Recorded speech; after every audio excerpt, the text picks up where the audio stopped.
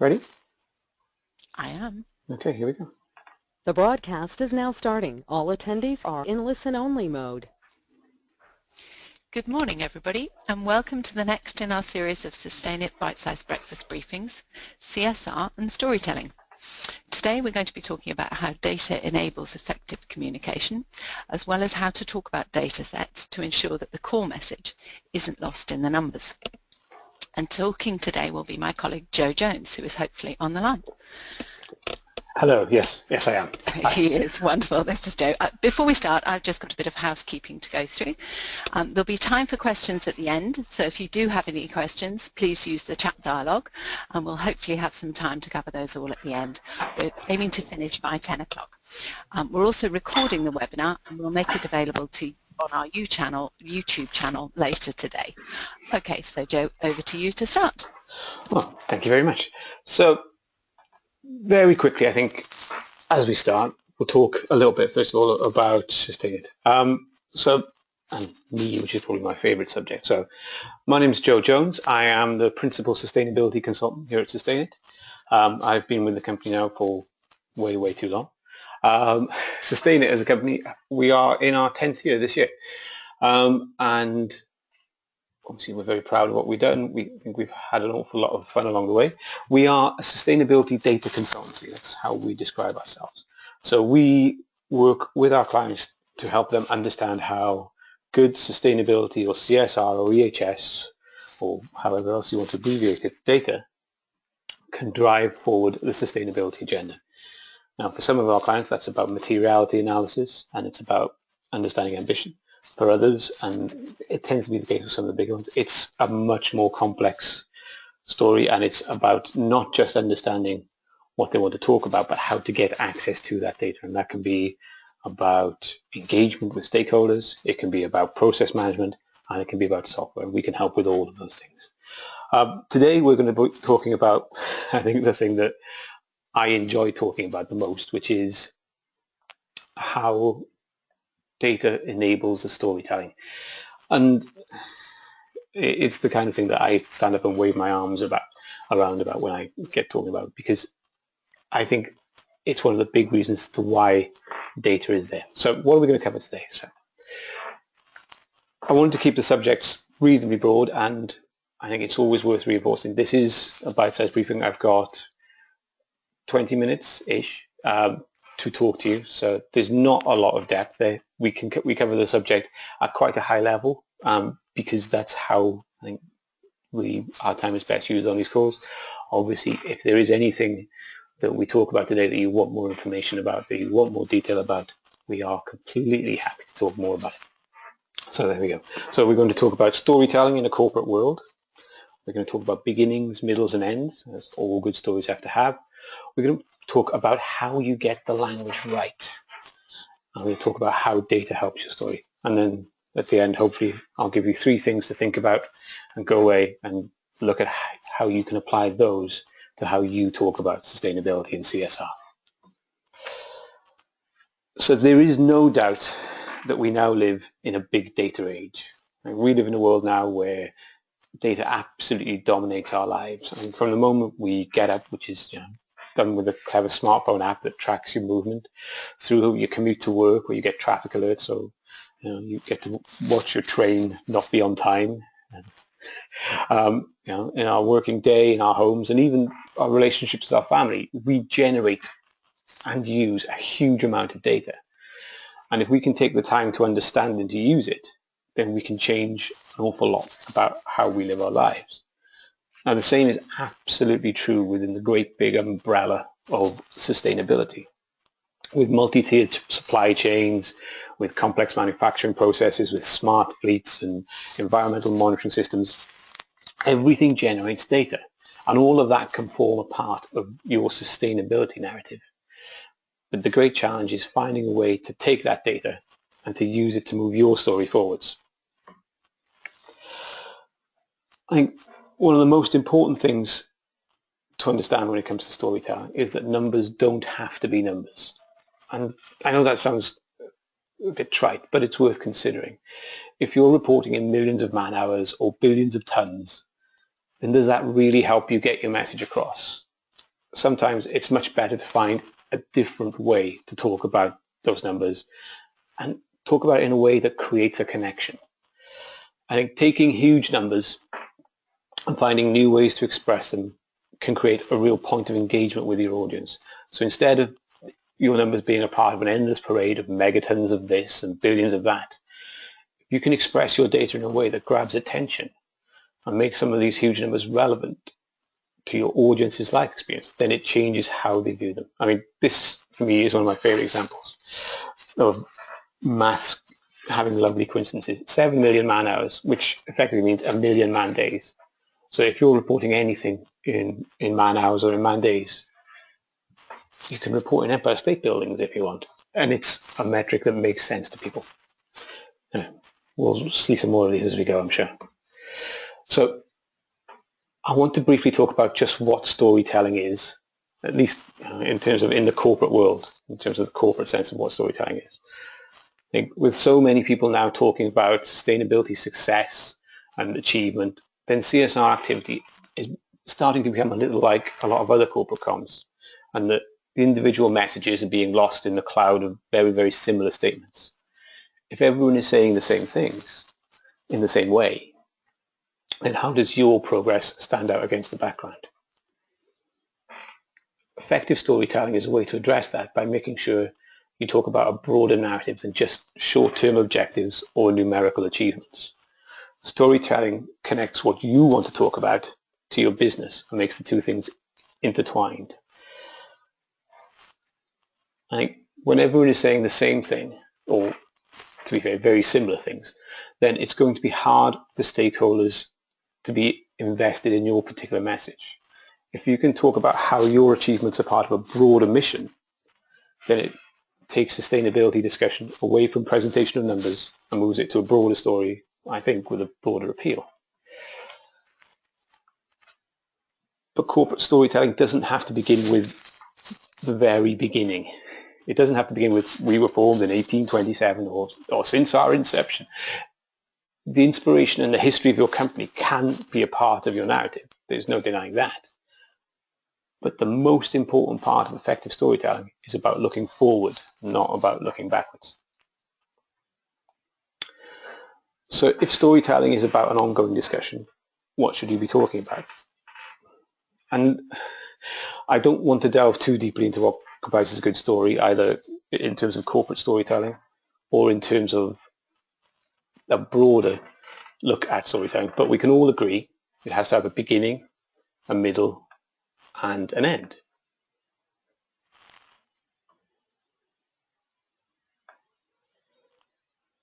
The vision is probably the easiest to talk about and the hardest to define. So why do you want to talk about CSR? What is the higher purpose of your business that means your sustainability efforts demand the audience's attention? I think handily for me and for the length of this webinar, it's also the part of storytelling that has the least to do with actual data. So I'm going to leave it mostly alone.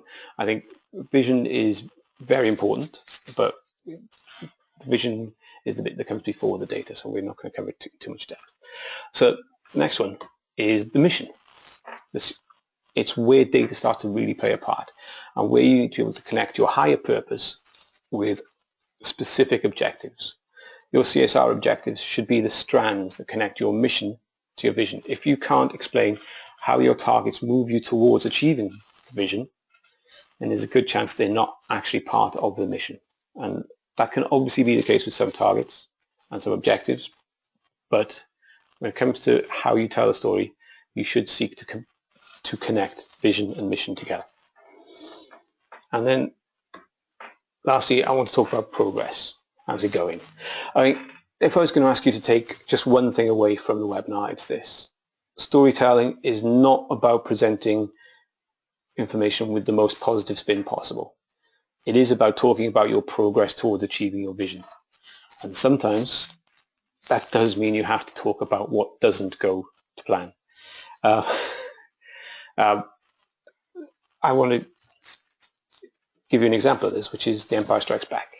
Hopefully some of you are aware of Star Wars films. So The Empire Strikes Back has probably the worst ending of all the Star Wars films in terms of happiness level. You know, Han Solo is in carbonite, Luke Skywalker's had his hand chopped off.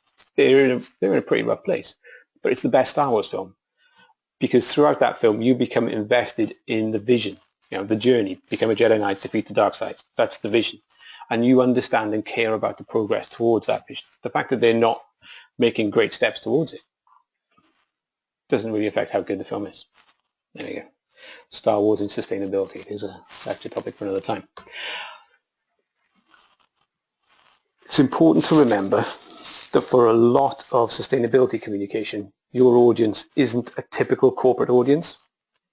CSR is an opportunity to engage with a much broader audience than normal, and you should recognize that opportunity. As you start to work out how you're going to tell your CSR story, make sure you take some time to think about who the audience is. If you're providing the same information in the same format to your FD and to your customers, now I think you're probably missing an opportunity to make the most of that connection. As we all know, good data and good systems will allow you to talk about the same information in very different ways to different audiences. So, I mean, some of the things that are measured in CSR reporting don't mean a huge amount to people who aren't involved in CSR.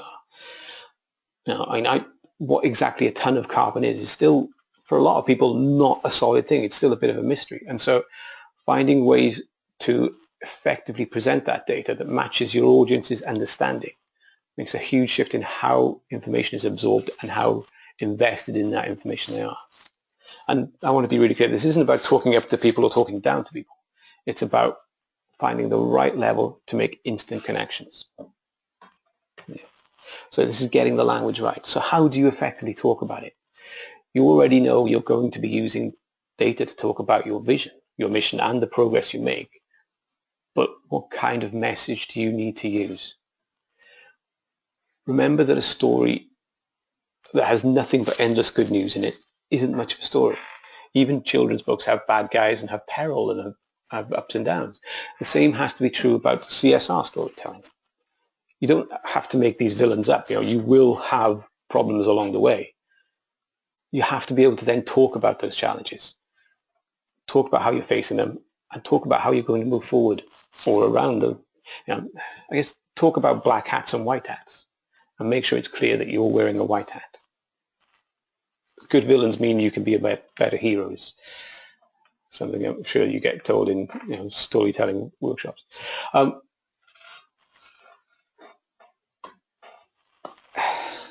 Storytelling is compelling. I know this is one of the things that's much easier to say than to achieve, but make sure that the storytelling is compelling. Make the decision to use storytelling. It's a great opportunity to make sure that you talk about how your progress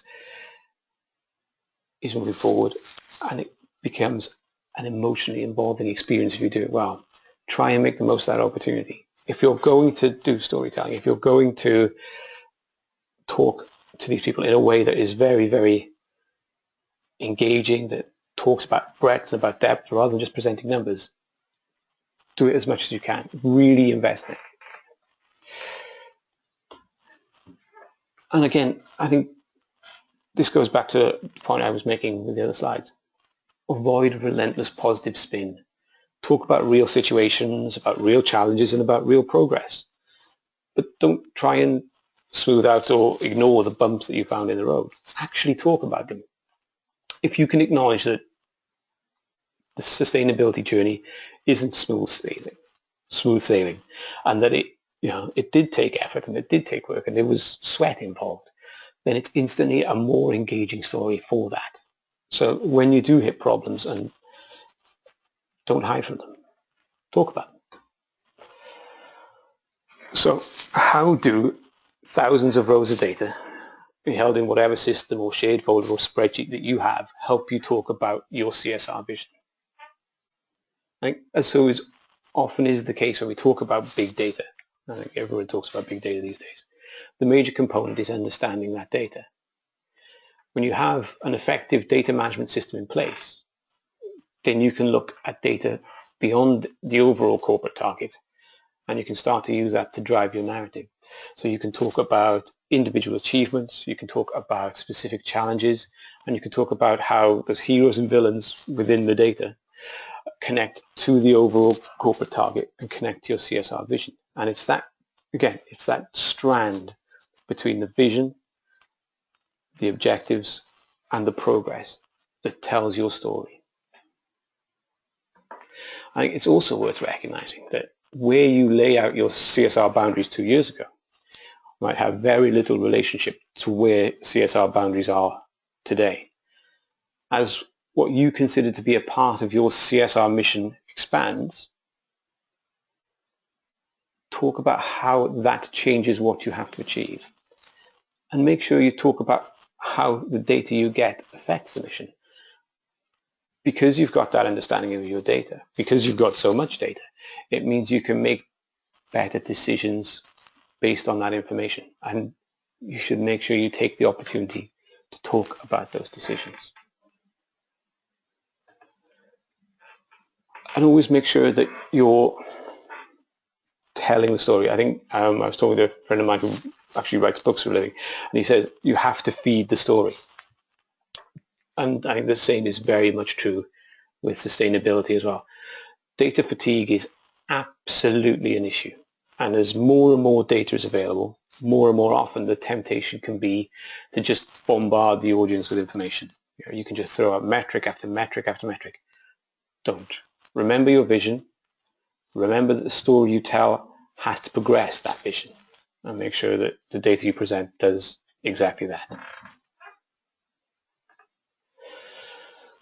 So we're kind of around the corner now and heading towards the end of the presentation, so I thought this might be a really useful point to stress.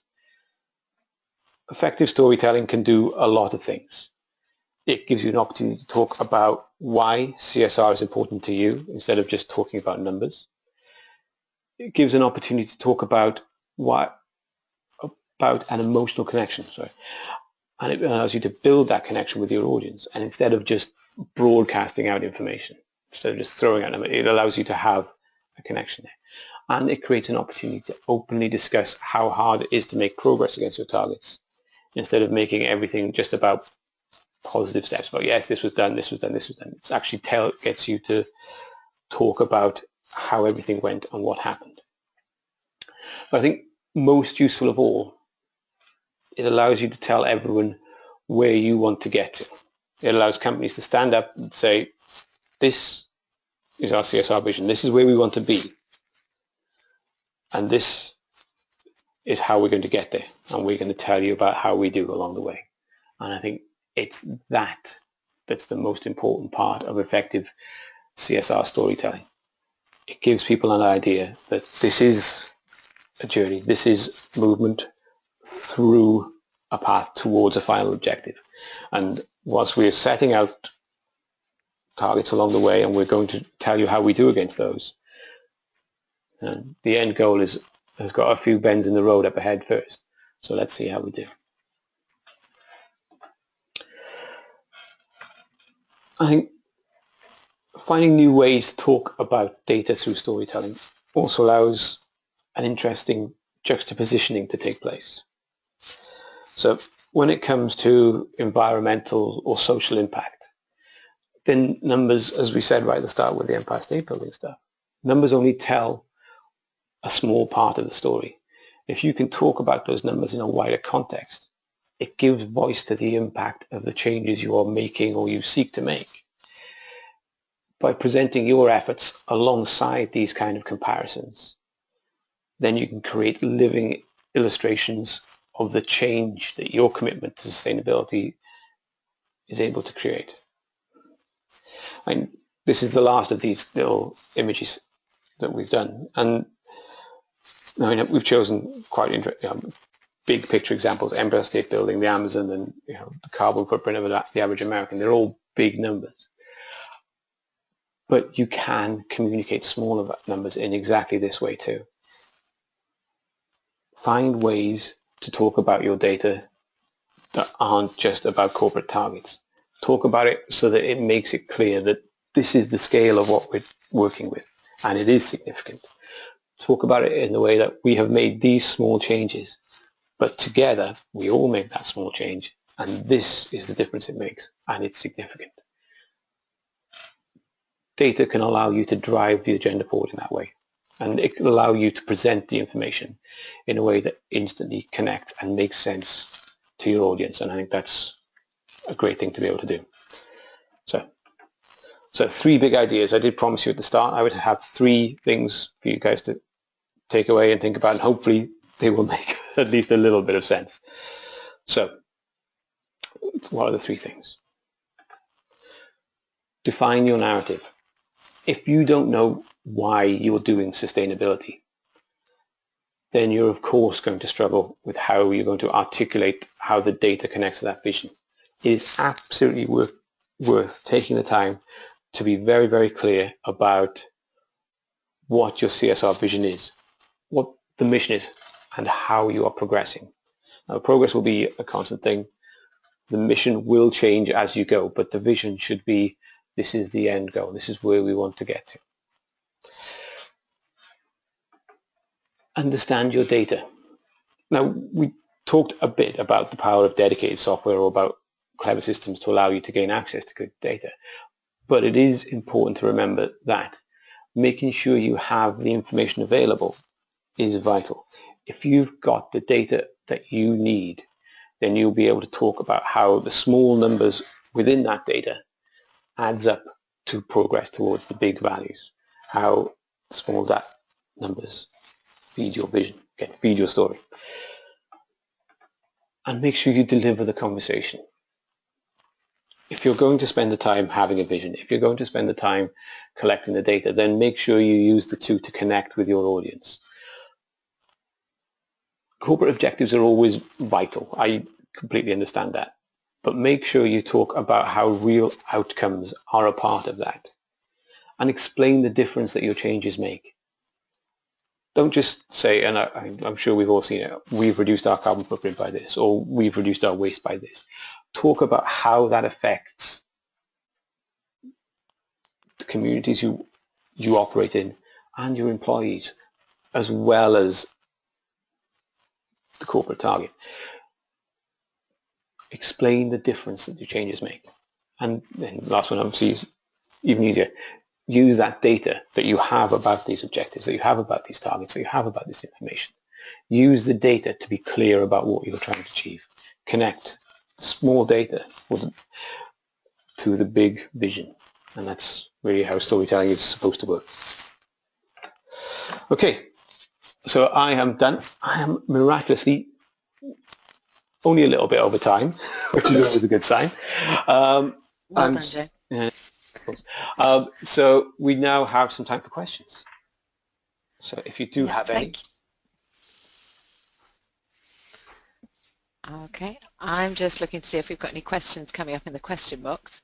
Yes, but I don't see any at the moment. Joe, I have one for you, which is if you're saying don't bombard the audience with data, should we be collecting this huge quantity of data, or should we collect less information?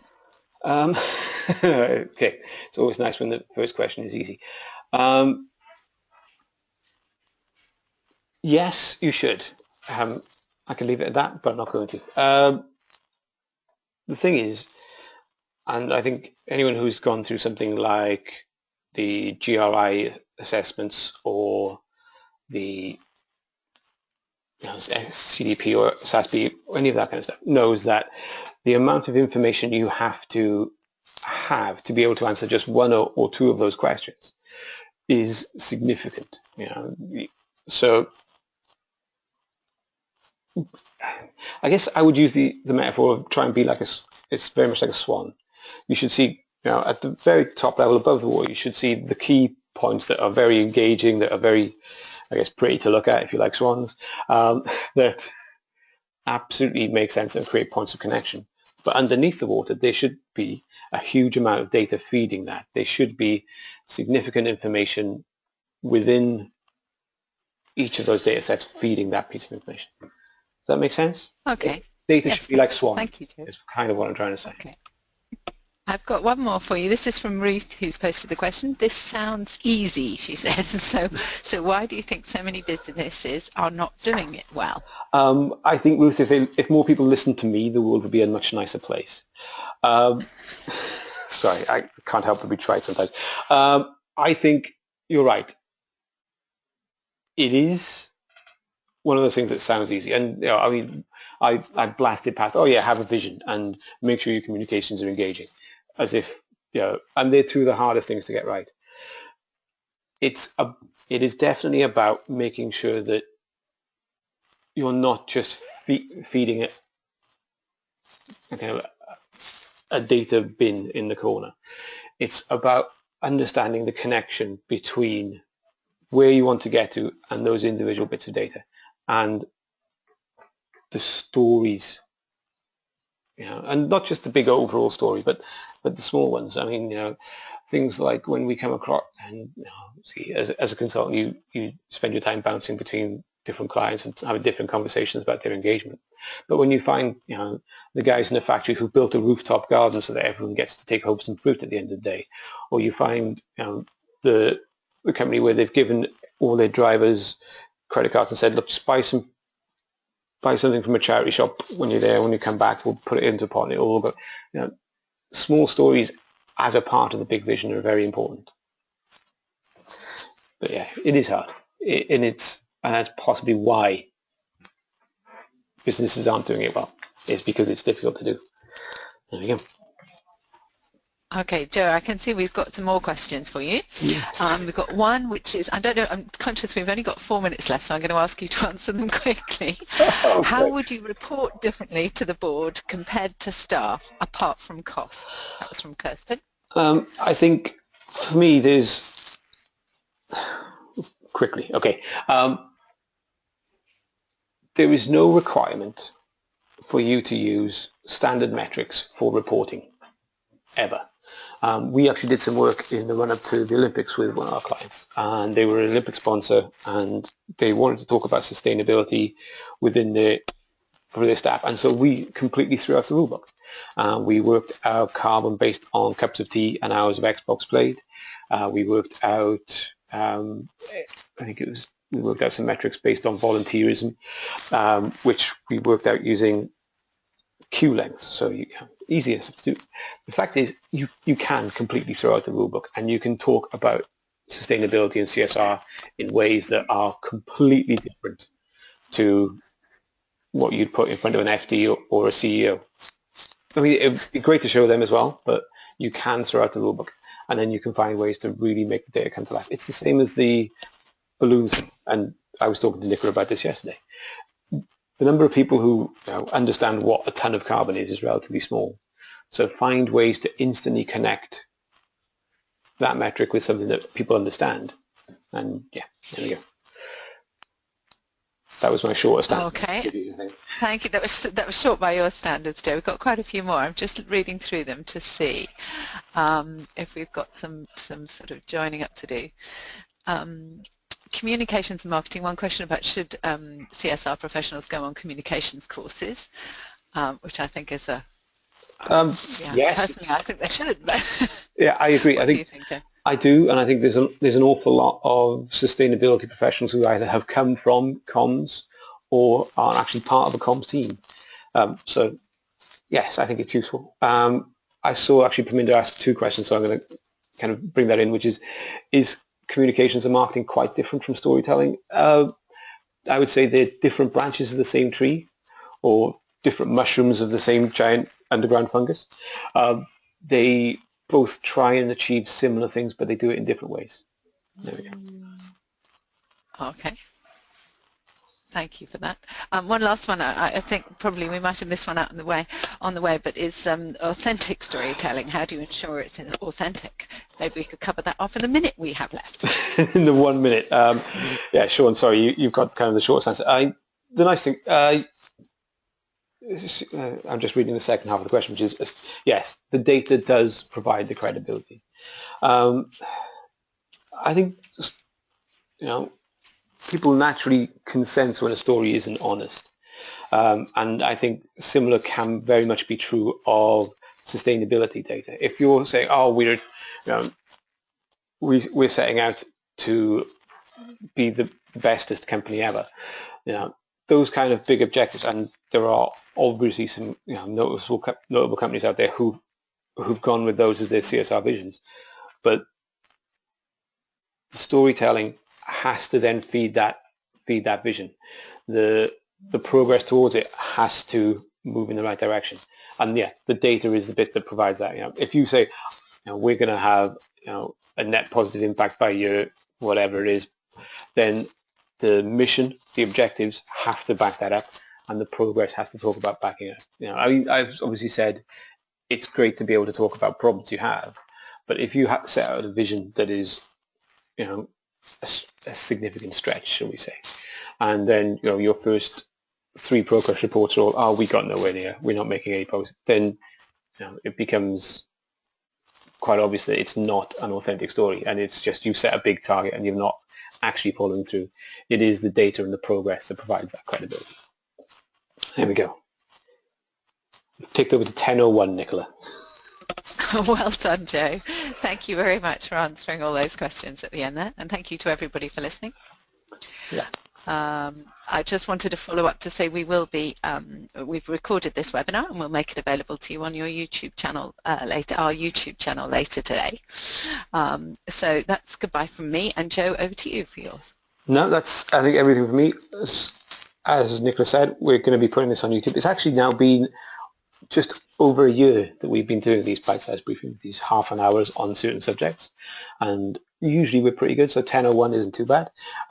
Thank you very much for your time, everybody. I think the next one we're doing is on data accuracy, so if you want help in making sure that you've got the data to make your story authentic, then maybe that's a good one for you guys to go on as well.